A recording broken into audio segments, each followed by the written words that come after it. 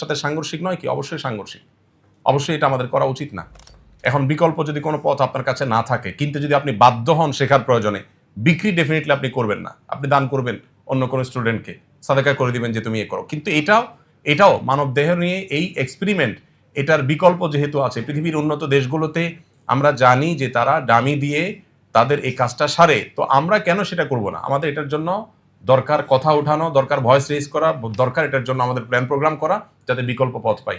আল্লাহ তাআলা বলেছেন লাকাদ কাররামনা বানি আদম। হাদিসে আসছে নবী সাল্লাল্লাহু আলাইহি ওয়াসাল্লাম বলেছেন কাসরু আজমিল মাইয়িতি কাকাসরি হাইয়া। একজন মৃত মানুষের হাড্ডি ভাঙা আর জীবিত মানুষের হাড্ডি ভাঙা সমান।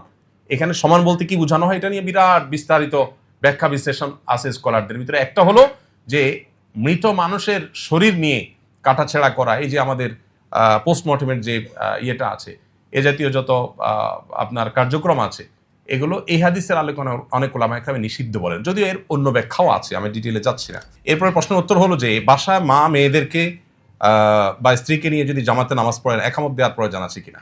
একামতের কনসেপ্ট আমাদের বুঝতে হবে। একামতটা কি? একামতটা হলো আমি নামাজে দাঁড়াচ্ছি, কেউ যদি আমার সাথে এসে শামিল হওয়ার সুযোগ থাকে সেজন্য আসে, তার জন্য তাকে ডাক দেওয়া, জানান। এই জন্য জামাতে আপনি বাসায় মা বোনদেরকে সাথে নিয়ে জামাতে নামাজ পড়লেও একামত দিবেন, তবে একামত আপনি দিবেন অথবা কোনো পুরুষ দিবেন। আর এমনকি একাও যদি আপনি কোনো ফরজ নামাজ পড়েন তাহলেও আপনি একামত দিবেন। কেন? কারণ নবী করিম সাল্লাল্লাহু আলাইহি সাল্লাম এই সম্পর্কে হাদিসে কিন্তু পরিষ্কারভাবে নির্দেশ করেছেন যে একটা লোক যদি একাকী থাকেন, কোথাও কোনো মানুষ নেই, জনমানব শূন্য জায়গা, তিনিও যদি এখানে নামাজ পড়েন তিনি একামত দিবেন। তার একামতের মিনিং হবে, আজান মিনিং হবে যে কেউ যদি আমার আওয়াজ শোনো, কোনো মানুষ যদি থাকে সে যেন আমার সাথে এসে শামিল হোক, কেউ শামিল না হোক, একামত দিলে সে সওয়াব পাবে। এই জন্য একাও যদি ফরজ নামাজ একা পড়েন, তারপর একামত দিয়ে পড়াটাই হলো সুন্নাহ। অতএব মা বোনরা জামাতের সাথে পড়লে তো অবশ্যই একামত দিবেন। মসজিদের প্রধান জামাতের পর আবার কেউ জামাত করতে চাইলে তার নিয়মাবলী সম্পর্কে বিস্তারিত জানতে চাই। মসজিদের প্রধান জামাত হয়ে গেলে আর জামাত করা যাবে কিনা, এটা আরেকটা প্রশ্ন। তো এক্ষেত্রেও হানাফি থটে ওলামায়ে কেরাম বলেন যে করা যাবে না, মাকরুহ বলেন ওরা। যুক্তি কি? যুক্তি হলো যে এভাবে যদি সেকেন্ড থার্ড অপশন রাখা হয় তাহলে মূল জামাতের গুরুত্ব মানুষের কাছে কমে যাবে, এই যুক্তিতে ওনারা মাকরুহ বলেন।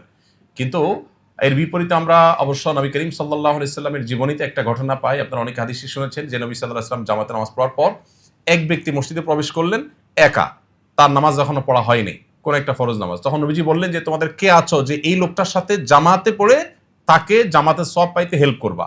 তখন একজন হাত তুললেন, বললেন ঠিক আছে তাহলে তুমি পড়ো। তো এই হাদিস থেকে দ্বিতীয় জামাতে সাহাবীদের পড়ার বিষয়টা সাব্যস্ত হয়। এটাকেই হাম্বলি থট সহ অন্যান্য থটে ওলামায়ে কেরাম অনুমোদন করেন। এবং আমরা এমনকি হানাফি থটেও বারান্দায় বা এমন কোথাও যদি পড়া হয় মসজিদের, যে মূল জামাতে বাধাগ্রস্ত হবে না বা মূল জামাতের গুরুত্ব হারাবে না, সেক্ষেত্রে হানাফি থটে ওলামায়ে কেরাম নিষেধ করেন না। জামাতের গুরুত্ব অপরিসীম। 1 টাকা যদি আমি 27 টাকা পাই, আমি কি দুঃখে 1 টাকার অপশন নিতে যাব, যেখানে সালাতুল জামাআতে তাফজুলু সালাতুল ফজর বি 27 দারাজা। নবীজি বলেছেন একা নামাজ পড়লে মানুষ 1 গুণ সওয়াব পেলে জামাতে নামাজ পড়লে 27 গুণ সওয়াব হয়। কিভাবে সম্ভব?